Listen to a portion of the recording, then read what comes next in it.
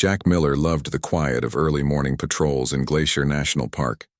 The sun was just coming up over the Montana mountains, painting the sky in shades of orange and pink.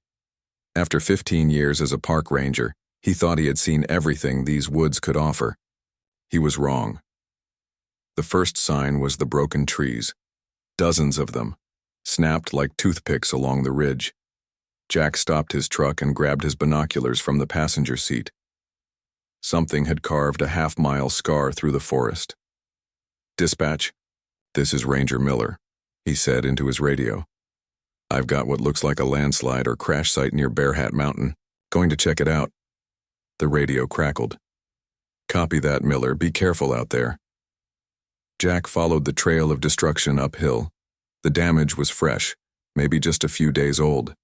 Strange that nobody had reported anything. As he crested the ridge, he stopped dead in his tracks. What in the world? In the valley below sat a massive object, partially buried in the earth. It was clearly not a plane or helicopter. The shape was all wrong, smooth and oval, at least the size of a football field. The outside was a dark metal that seemed to absorb the morning light rather than reflect it. Jack's hand shook as he raised the radio again. "Dispatch, you need to call someone, FBI, military, whoever. I think I found a crashed spaceship." Within hours, black helicopters filled the sky. Men in hazmat suits swarmed the site. Jack found himself being questioned by stern-faced officials who seemed more interested in what he might have touched than what he had seen. "Mr. Miller, I'm Colonel Thomas West," said a tall man with close-cropped gray hair. Unlike the others, he wore a regular Army uniform. "Thank you for your service today. What you found is now a matter of national security." "It's alien, isn't it?" Jack asked. "An actual spaceship?" Colonel West's face remained neutral. "We're going to need you to sign some papers." Dr. Elena Rivera had been eating breakfast when the call came. Now, 12 hours later, she stood before the most important discovery in human history. "Preliminary scans show no radiation risk," said one of her team. "The hull appears intact except for damage at what we believe is the propulsion section." Elena nodded, too overwhelmed to speak.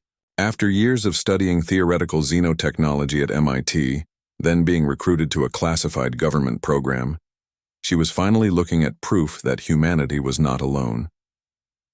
"Dr. Rivera," called Colonel West, "you have clearance to approach the vessel." Elena put on her hazmat suit and walked slowly toward the ship. Up close, she could see strange symbols etched into the hull. Not random patterns, but clearly a written language. She placed her hand on the metal surface. It was cool to the touch, not cold like steel would be. "Amazing," she whispered. A small team followed her around the perimeter. The ship had dug a deep trench when it crashed, but remained largely intact. Whatever it was made of, it was stronger than any material on Earth. "There," said Elena, pointing to what looked like a seam in the hull. That could be an entrance. 2 days later, they managed to open the ship. Teams of scientists and military personnel worked around the clock, setting up a secure base around the crash site. The world's governments had been informed, but the ESID public remained in the dark, for now. Inside the ship was beyond anything Elena had imagined. Corridors with gravity that seemed to pull in different directions. Rooms that changed shape slightly when no one was looking directly at them. Control panels made of something that wasn't quite metal or plastic, that seemed to glow from within. "Based on the dust patterns and system status, I'd estimate this ship has been here about 15 years, Elena told Colonel West as they stood in what appeared to be the main control room. The crew evacuated in a hurry. "Look here." She pointed to several empty slots in a wall panel. "These appear to be escape pod launchers, all deployed. So the aliens could still be on Earth?" West asked, his voice tense. "Possibly, or they could have been picked up by another ship. Without access to their communication systems, it's hard to know." A young technician rushed into the room. "Dr. Rivera, we got one of their computer systems working." The alien data was impossible to translate, but the images were clear enough. The ship belonged to a species that called themselves something unpronounceable.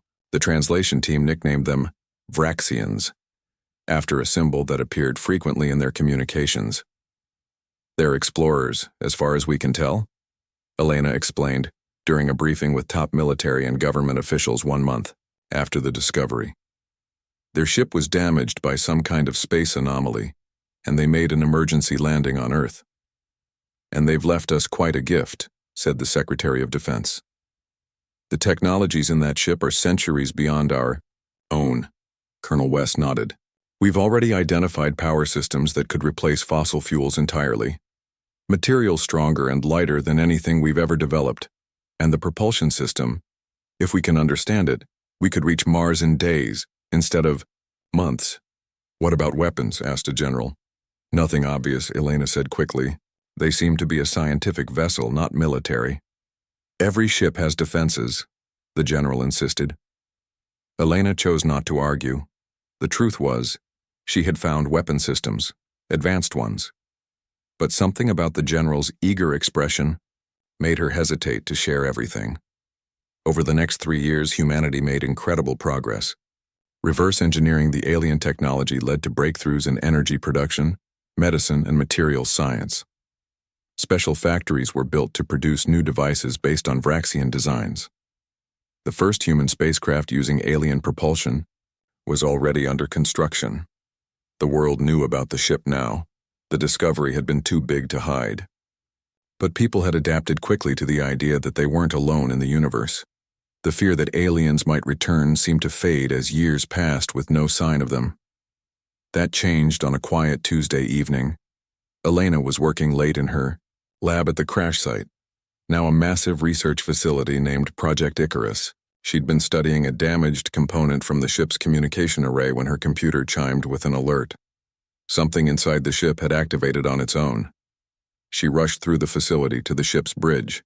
The main console, dark for 3 years despite all attempts to power it, now glowed with alien symbols. "What happened?" she asked the night shift technician. "Nothing. It just turned on by itself about 5 minutes ago." Colonel West arrived moments later, summoned by security protocols. "Is it a threat?" "I don't think so," Elena said, studying the patterns. "It looks like...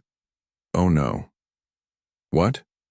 "It's a distress beacon," she said quietly. "The ship has finally repaired itself enough to call for help." "Can we shut it down?" West asked. A technician tried, but the controls wouldn't respond. "It's locked us out." "How long has it been transmitting?" Elena asked. "According to these readings, almost 3 hours now." Elena and Colonel West exchanged worried glances. After 3 years of peace, they both had the same terrible thought. What if someone was listening? In the darkness of deep space, a Vraxian commander received an alert from a communications officer. "Commander Krell, we've detected an automated distress signal." "Source?" Krell asked, his 4 eyes narrowing. "It's the research vessel Toraak, the one lost 15 cycles ago." Krell stood up from his command chair. "Impossible. That ship was destroyed. The signal is authentic, Commander, and it's coming from the 3rd planet of a yellow star system, a primitive world we cataloged, but never fully explored. Set course immediately," Krell ordered, "and inform the High Command. Our lost ship has been found." 3 years had changed everything. Where once there had been a simple crash site in the Montana wilderness, there now stood a massive research facility. Tall fences surrounded the area, and armed guards patrolled day and night. Inside those fences, humanity's brightest minds worked to understand the alien technology. No one had worked harder than Dr. Elena Rivera. She had barely left the facility in 3 years, dedicating her life to unlocking the secrets of the Vraxian ship. "The power core is the key," she told Colonel West as they walked through her laboratory. "If we can fully understand how it works, we could provide clean energy for the entire planet." Around them, teams of scientists tested materials and devices based on the alien technology. Some worked on new metals stronger than steel, but lighter than plastic. Others studied the ship's medical equipment, which could heal injuries in minutes. Colonel West nodded, but his mind was elsewhere. "Any progress on disabling that distress beacon?" Elena shook her head. "No, It's completely locked us out. It's been transmitting for 6 months now. And no way to know if anyone is listening, West said grimly. As if answering his question, alarms suddenly blared throughout the facility. Red lights flashed in the corridors. West's radio crackled to life. "Colonel, we have a situation. Report to the command center immediately." The command center was filled with tense military personnel when Elena and West arrived. Large screens showed satellite images and radar data. "What's happening?" West demanded. A young officer pointed to one of the screens. "Sir, Space Command. Detected multiple objects entering the solar system near Neptune's orbit. They appeared out of nowhere, suggesting some kind of faster-than-light travel." "How many objects?" Elena asked, her heart racing. 7 large vessels, sir, each one bigger than our largest aircraft carrier." The room fell silent. After years of preparation, the moment they had feared had finally arrived. Earth was no longer alone. "Get me the President," West ordered, "and activate the Earth Defense Protocol." Jack Miller had returned to his job as a park ranger after signing countless secrecy documents. He had tried to go back to normal life, but nothing felt the same after what he had seen. When the news broke 3 years ago about the alien ship, he had watched with the strange feeling of someone who had been part of history. Now, as he drove his truck along a forest road, the radio suddenly cut out. A moment later, every station was broadcasting the same emergency message. "This is an international alert. Unknown spacecraft have entered our solar system and are approaching Earth. This is not a drill. All citizens should remain calm and follow instructions from local authorities." Jack turned his truck around. He knew exactly where he needed to go. Within hours, the aliens made contact. Their message was broadcast on every television and radio channel around the world. "People of Earth, we are the Vraxian Collective. We have detected our property in your possession. The vessel you have taken belongs to us. Return it immediately, along with any technologies you have derived from it. Failure to comply will result in severe consequences. You have 24 hours to respond." The message was accompanied by images of the 7 massive ships now positioned between Earth and the Moon. They were dark and angular, clearly built for war rather than exploration. In the White House Situation Room, world leaders gathered via video conference to discuss their response. "We cannot simply surrender the ship," said the president. "The technologies we've developed are too important for humanity's future." "But can we stand against them?" asked another leader. "Their ships are massive. We have no idea what weapons they possess." Elena, who had been invited to provide scientific expertise, spoke up. "I believe negotiation is possible. The fact that they're communicating at all suggests they don't want to destroy us outright. Or they're simply following protocol before they wipe us out," said a general. Colonel West had a different view. "We're not as defenseless as they might think. We've made significant progress with their technology. Can we fight them?" the president asked directly. West chose his words carefully. "We can't match them ship for ship, but we've developed defensive capabilities that might surprise them." Commander Krell watched the blue planet on his view screen. After months of travel, they had finally arrived. The lost research ship had somehow crashed on this backwater world, and now these primitives were refusing to return it. "The humans have responded to our message," reported his communications officer. "They wish to negotiate." Krell snorted in disgust. "Negotiate? The ship is ours. They have no right to it." "There's something else, Commander," said his science officer nervously. "We've been scanning their planet. They appear to have already adapted some of our technology." "Impossible," Krell said. "The ship was damaged, and these creatures are primitive." "Nevertheless, we're detecting energy signatures consistent with Vraxian power systems, and their orbital satellites show clear signs of our influence." Krell's 4 eyes blinked in surprise. This was unexpected. The ship had crashed only 15 cycles ago. For such a primitive species to understand Vraxian technology so quickly was concerning. "Set up the communication link," he ordered. "I will speak to their leaders myself." The United Nations General Assembly had been chosen as the site for humanity's first official contact with an alien species. Elena and Colonel West sat in the front row as the massive screen showed Commander Krell's face for the first time. The alien had 4 large eyes set in a face covered with small scales. His mouth was wide and lipless. Most shocking was how almost human he looked despite the differences. "People of Earth," Krell began. "I am Commander Krell of the Vraxian Collective. We have come to reclaim our property." The Secretary General stepped forward. "Commander, we welcome you to our solar system. We hope we can find a peaceful solution to this situation." "There is only one solution," Krell replied coldly. "Return our vessel and all derived technologies immediately." "The ship crashed on our planet," the Secretary General explained. "We didn't steal it. Yet you took it apart. You stole our knowledge." "We studied it, yes, as would any curious species." Krell's eyes narrowed. "Your species has used our technology to advance yourselves unnaturally. This was not authorized by the Collective." Elena whispered to Colonel West. "He sounds almost afraid." West nodded slightly. "They didn't expect us to understand their technology so quickly." On the screen, Krell continued, "We will allow you 1 standard cycle to prepare. You will deliver the ship and all derived technologies to the location of its original crash. Any attempt to keep our property will be considered an act of war." The screen went dark. The Secretary General turned to the assembled leaders. "I believe we just received an ultimatum." Elena stood up.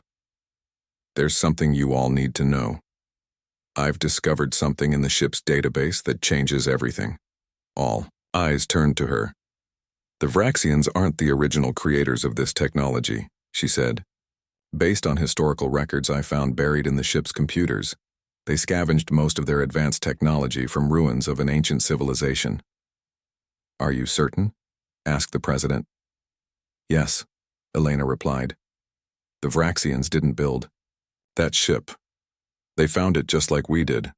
The only difference is that they've had it longer." Colonel West smiled grimly. "So they're not coming to reclaim their property. They're coming to make sure no one else gets it." "Exactly," Elena said. "And there's something else they don't know." Before she could finish, alarms sounded again. One of West's officers rushed into the chamber. "Sir, the Vraxians have launched smaller vessels. They're heading toward major cities worldwide." The first shots of an interstellar war had been fired. The Vraxian attack was not what anyone expected. Instead of bombs or lasers, their smaller ships released thousands of small drone-like machines over major cities. These drones didn't attack people. Instead, they targeted research facilities, power plants, and military bases that showed signs of using alien technology. "They're not trying to kill us," Colonel West said as he watched footage of the attacks. "They're trying to set us back." 6 hours after the drone attacks began, they stopped as suddenly as they had started. The small ships returned to the Vraxian fleet. Then came another message from Commander Krell. "You have experienced a small demonstration of our power. Your attempts to use our technology against us will fail. We now give you 6 months to gather all pieces of our ship and all devices made from our technology. After that time, we will take back what is ours, whatever the cost." The world's leaders met again, this time with greater urgency. 6 months, the President said. "That's how long we have to prepare." "Why wait 6 months?" asked the British Prime Minister. "Why not attack now when we're already damaged?" Elena, who had been studying data from the attacks, spoke up. "I believe they need time too. The fact that they used drones instead of direct weapons suggests they're being cautious. They don't know exactly how much of their technology we've managed to understand." Colonel West nodded. "Dr. Rivera is right. They expected to find primitives with a crashed ship, not a species that had already adapted their technology. They're reassessing." "Then we use these 6 months wisely," said the President. "Colonel, you will coordinate global defense preparations. Dr. Rivera, you have unlimited resources to learn everything you can from that ship." The next day, Jack Miller arrived at Project Icarus. He had driven non-stop from Glacier National Park, showing his old security clearance at the gate. "I need to see Dr. Rivera," he told the guards. Elena was surprised to see him. "Jack, what are you doing here?" "I found the ship first," he said simply. I've been following everything you've done with it. I want to help. We need all the help we can get, Elena admitted, especially from someone who knew the ship before we started taking it apart. She led him into the facility, which was now buzzing with activity. The drone attacks had destroyed some research labs, but the main facility at the crash site remained untouched. The Vraxians were careful not to damage their own ship, Elena explained as they walked toward the vessel, but they tried to destroy our reverse-engineered technology. Inside the ship, teams of scientists worked frantically. Jack was amazed at how much had changed since he'd last seen it. Walls had been removed, systems exposed, and human computers connected to alien interfaces. We've learned so much, Elena said, but there's still so much we don't understand. Over the next few weeks, military forces around the world began to prepare. Weapons using alien technology were rushed into production. Defense systems were built around major cities. Every satellite and telescope watched the Vraxian fleet, which remained positioned between Earth and the Moon. Colonel West established a unified Earth Defense Force, bringing together soldiers from every nation. For the first time in history, humanity stood united against a common threat. The Vraxians have given us one advantage, West told his international team of officers. Time. We will use every second of it. On the Vraxian command ship, Commander Krell faced growing pressure. His superiors were not pleased with his decision to delay retrieval of the ship. The humans are dangerous, he argued during a communication with the collective's High Council. They have adapted our technology at an alarming rate. A direct attack would cost many Vraxian lives. Your job is to retrieve the ship, Commander, said High Counselor Mez. Not to admire the local wildlife. I am not admiring them, Krell insisted. I am respecting them as a threat. Our scans show they have already developed weapons based on our technology. All the more reason to strike quickly. No, all the more reason to be careful. We need time to study their defenses to find the best approach. High Counselor Mez narrowed her 4 eyes. You have the time you requested, Commander. 6 months, not 1 day more. Back on Earth, Elena made a breakthrough. Working with Jack, who had an intuitive understanding of the ship's layout, she discovered a hidden chamber deep within the vessel. It was sealed with a different kind of technology, she explained to Colonel West. That's why we missed it in our earlier scans. Inside the chamber, they found what looked like weapon schematics. But these were different from the defensive systems they had already discovered on the ship. These weapons are far more advanced than anything the Vraxians used in their attack, Elena said, examining the designs. And look at these symbols. They're similar to the ones on the ship, but different in key ways. What does that mean? West asked. It means the Vraxians either don't have these weapons or don't understand how to use them, Elena replied. Remember what I discovered before. They scavenged this technology from another civilization. Jack, who had been studying the ship's control systems for weeks, added, I think there are patterns here that suggest the ship has capabilities the Vraxians never accessed. Like what? West asked. Like recognition systems, Jack said. Parts of the ship that seemed to be waiting for the right user. Elena looked at him with excitement. You think the original builders included some kind of security system? A way to prevent their technology from being misused? Exactly, Jack nodded. The more I study the control panels, the more I'm convinced they're designed for hands different from the Vraxians. Maybe hands more like ours. Colonel West looked skeptical. That's a big maybe to bet the planet on. It's worth investigating, Elena insisted.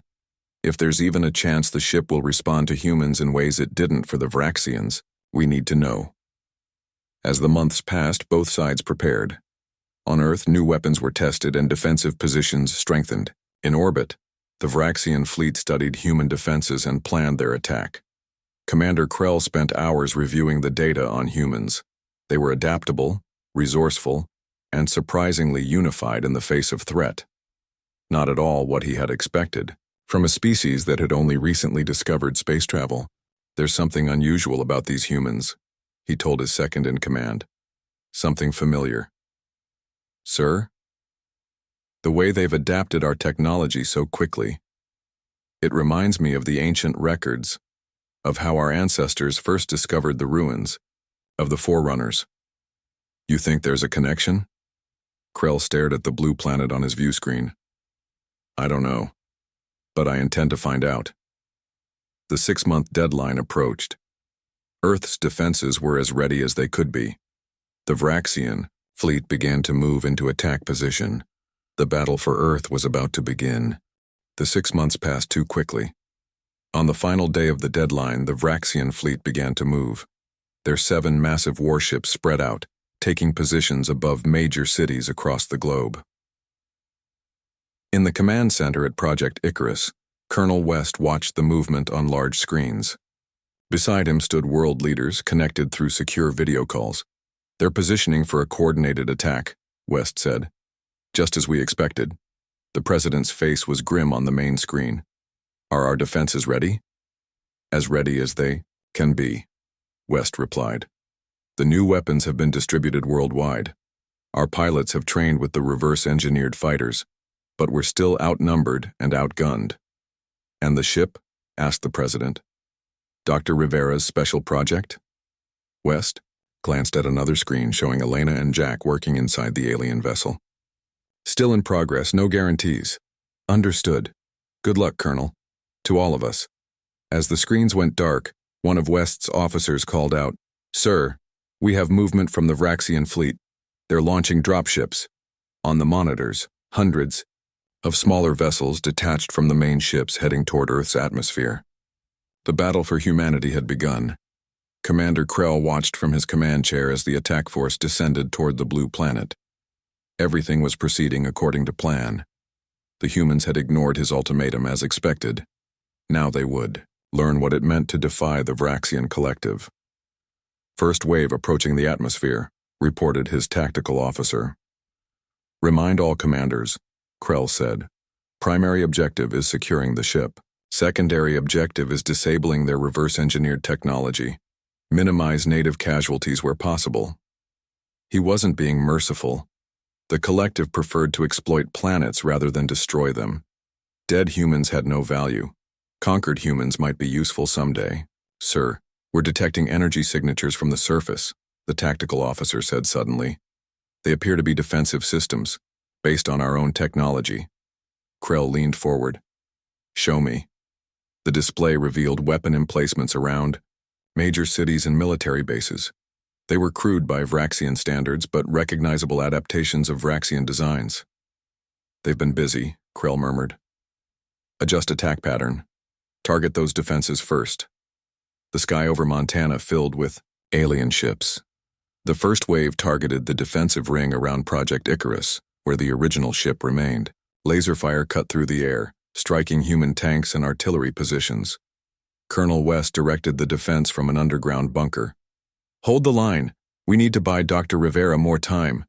Earth's military forces fought back with everything they had. New fighter jets equipped with energy weapons based on Vraxian technology engaged the alien dropships. On the ground, soldiers fired weapons that could penetrate alien armor. The humans fought with desperate courage, knowing the entire planet's fate hung in the balance. But the Vraxians had centuries more experience with their own technology. Slowly, they pushed forward, breaking through the outer defenses. Deep inside the alien ship, Elena and Jack worked frantically. For months, they had studied the hidden chamber and its secrets. Now they were making their final attempt to activate what they believed was an integrated defense system. The patterns in the control panel match these symbols here, Jack said, pointing to markings on a wall. I think they're instructions, not decorations. Elena nodded, making adjustments to the connections between their computers and the ship's systems. The material analysis confirms it. The control interfaces were designed for hands with 5 fingers, not the 4-fingered hands the Vraxians have. That's why they never accessed these systems, Jack realized. They physically couldn't. Outside, they could hear explosions as the battle drew closer. The facility shook with each impact. We're running out of time, Elena said, fear in her voice. Jack looked at the strange, circular depression in the center of the control panel.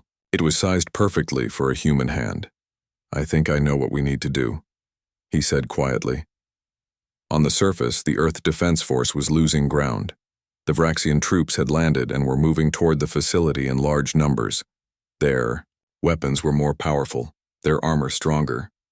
Colonel West received the reports with growing dread. "Fall back to the secondary line. Protect the entrance to the ship at all costs." A soldier shouted, "Sir, the east perimeter is breached. They're inside the facility." West grabbed his rifle. "Hold this position. I'm heading to the ship."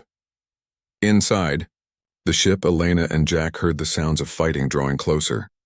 "It's now or never," Jack said. He placed his hand on the circular panel. Nothing happened. "Try the sequence again," Elena urged. Jack touched the symbols they had identified, then placed his hand on the panel once more. Still nothing. Elena's shoulders slumped. "We were wrong." "No," Jack insisted. "We're missing something." He studied the panel again, noticing a small indentation near the edge. "Here, there's something." When he pressed it, the circular panel glowed with soft blue light. "Now try," Elena whispered. Jack placed his hand on the glowing circle. This time the entire chamber hummed with energy. The walls came alive with light, patterns flowing across surfaces that had been dark for years. A section of the wall slid open, revealing a space they had never seen before. Inside stood what looked like a glass pillar. As they watched in amazement, the pillar filled with swirling light that slowly took on a humanoid shape. "Genetic verification accepted," said a voice unlike any they had heard before. It spoke in a language they didn't recognize, yet somehow they understood perfectly. "Eldarin descendant identified." "Eldarin?" Elena repeated, confused. The light formed into a figure that looked almost human, but with slightly elongated features and eyes that glowed with inner light. "I am a guide program, created by the Eldarin civilization," the figure said. "This vessel belongs to our people. You carry our genetic markers modified by time but recognizable." "Are you saying humans are related to your species?" Jack asked in disbelief. "The Eldarin seeded many worlds with compatible life before our civilizations, and," the guide explained, "Earth was one such world. You are distant descendants, though you have evolved on your own path." The walls of the chamber displayed star maps and images of a highly advanced civilization. Then it showed the Vraxians discovering abandoned Eldarin cities and taking their technology. "The Vraxians are not authorized users," the guide continued. "They found our abandoned outposts after the Great Decline. They use our technology but cannot access its full potential." Suddenly, the door to the chamber burst open. Colonel West stumbled in, bleeding from a shoulder wound. "They've breached the main entrance. The Vraxians are inside the ship." The guide's light pulsed. "Threat detected, activating defense protocols." Throughout the ship, systems that had been dormant for centuries came to life. The battle for Earth had reached its turning point. A strange hum filled the air as the ship's systems activated. Lights flickered on throughout corridors that had been dark for years. In the control room, screens and panels lit up with symbols that flowed and changed. "What's happening?" Colonel West asked, his gun still pointed at the door where Vraxian soldiers would appear any moment. "The ship is waking up," Elena explained, watching in awe as dormant systems came to life around them. "It recognizes Jack as a descendant of its builders." The holographic guide spoke again. "Defensive protocols engaged. Unauthorized users will be removed from this vessel." Outside the hidden chamber, they heard strange sounds followed by shouts of confusion. When they peered into the corridor, they saw Vraxian soldiers backing away from walls that seemed to ripple with energy. Weapons in the aliens' hands sparked and shut down. "The ship is disabling their technology," Elena realized. Colonel West touched his radio. "All Earth forces, hold position. Something's happening with the alien ship." Commander Krell stormed through the human facility, 4 elite guards at his side. After months of planning, he would finally reclaim the lost vessel.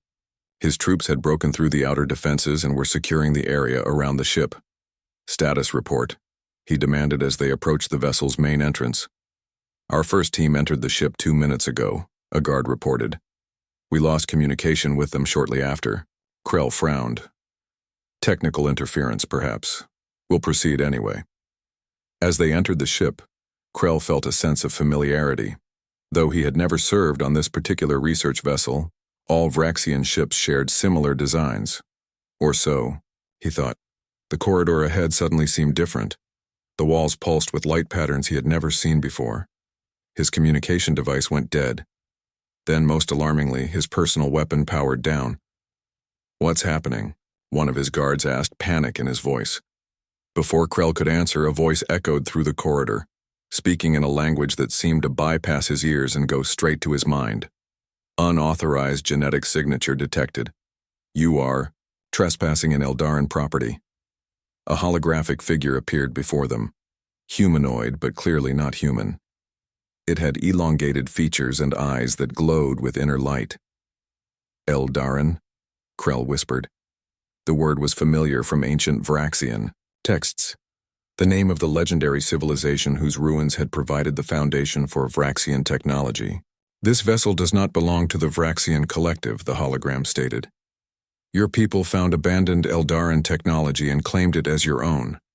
You have no rights to this ship." Krell's mind raced. This changed everything. "Where are the humans? I demand to speak with them." In the control room, Jack stood with his hand still on the circular panel. Through the ship's systems, he could somehow sense what was happening throughout the vessel. It was as if the ship had formed a connection with him. "The Vraxian commander is on board," he told Elena and Colonel West. "The ship has neutralized his weapons." "Can you communicate with him through the ship?" Elena asked. Jack nodded, unsure how he knew he could do this. "I think so." He closed his eyes, focusing on the ship's communication systems. Somehow he knew which mental commands would activate them. "Commander Krell," he said. "This is Jack Miller. I think we need to talk." In a large chamber near the center of the ship, both sides met. Jack, Elena, and Colonel West stood on one side. Commander Krell and two of his guards stood on the other. Between them hovered the Eldarin guide. "Impossible," Krell said, looking at the hologram. "The Eldarins disappeared millennia ago." "Their civilization fell," Elena replied. "But their legacy remained, including on Earth. We are their descendants." "That cannot be," Krell insisted. "We found their technology first. We are their rightful successors." The guide spoke. "The Eldarins seeded many worlds before their decline. Earth was one. The humans carry Eldarin genetic markers, which is why this vessel responds to them in ways it never did to your people." Jack stepped forward. "The ship recognizes us, Commander. Its activated systems your people never knew existed." As if to demonstrate, a section of the wall opened, revealing technology that even Krell had never seen before. "Your ancestors found abandoned Eldarin technology," Elena explained gently. "But they couldn't fully access it because they didn't have the right genetic key. We do." Krell's four eyes blinked rapidly as he processed this information. "If what you say is true, this changes the balance of power significantly." Colonel West spoke for the first time. "Which means continuing this war would be costly for both sides." "The collective will not accept this," Krell warned. "They may have no choice," Jack said. Through his connection with the ship, he could feel its power. "Look outside." On screens around the chamber, they could see the Vraxian fleet in orbit. All 7 massive warships were dark, their systems disabled by a signal from the Eldarin vessel. "The defensive protocols affect all unauthorized Vraxian technology within range," the guide explained. "Your fleet is currently powerless." Krell slumped visibly. "You could destroy us all." "But we won't," Elena said quickly. "That's not what we want." Jack nodded. "We're offering peace, Commander. A new relationship between our peoples, based on mutual respect." 2 days later, in the same United Nations chamber where they had first seen Commander Krell's face, world leaders gathered to witness the signing of the Earth-Vraxian Treaty. Krell, speaking on behalf of the Vraxian collective, was practical in his approach. "The humans have proven themselves to be the genetic heirs of the Eldarins. We cannot dispute their claim to this technology. Rather than continue a costly conflict, we propose an alliance of mutual benefit." The terms were straightforward.